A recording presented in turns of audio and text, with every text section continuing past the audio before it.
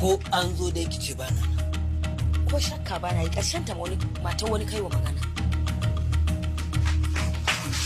Wallahi ina shiga wallahi za ka fito yau zan nuna maka matata ta fi kowace mace muhimmanci ba zai gane mata haka ba sai na yi ajalin ka wallahi sai na yi ajalin ka daga kaina ba za ka kyara ba. Malam yaya haka za ka faɗo mana gida kai tsaye babu ko sallama baka san nan gidan matan aure ba ne? Na ruwana da wani matan aure mata ta ibi wallahi yau sai na kace wannan mutumin dan ba yau sai na halaka ka ba shege nake za ka rashin mutunci.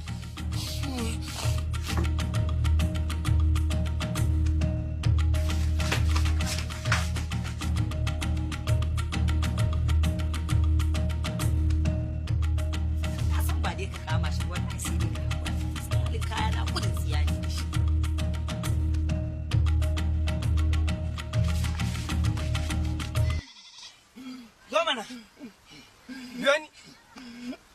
Dace ka biyo ni in ka isa biyo ni. Ina halaka ka.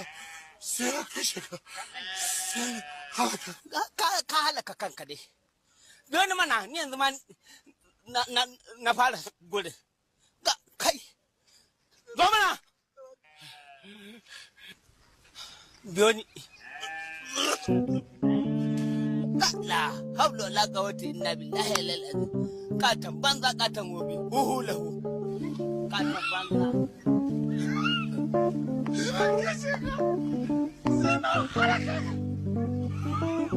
kai ya kanka ne katan banza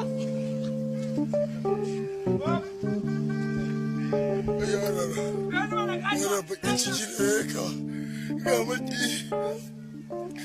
maki ba yadda zan iya yi da shi ba na bakin ciki ina ta kai ci ina ta kai ci wannan baki ina ta kai ci wannan